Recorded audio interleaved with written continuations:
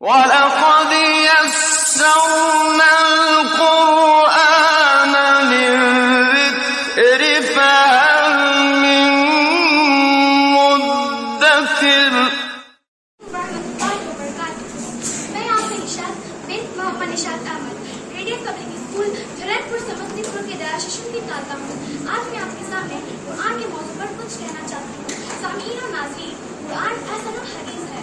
سورہ زمر آیت نمبر 23 میں اللہ تعالیٰ فرماتا ہے، اللہ منزل احسن الحدیث کتاب متشابہ.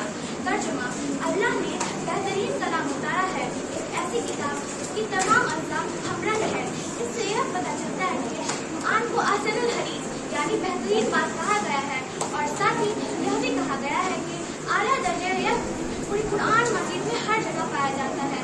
قرآن مجید کے سائے میں جو انسان تیار ہوتا ہے وہ اصل انسان ہوتا ہے، اور جو سماج تیار ہوتا ہے وہ اصل سماج ہوتا ہے. اسی طرح نظام وجود میں آتا ہے وہ بہترین نظام ہوتا ہے. لہٰذا قرآن سے رشتہ جوڑیں، قرآن پڑھیں، قرآن سمجھ کر پڑھیں، قرآن پر غور و فکر کریں، قرآن پر عمل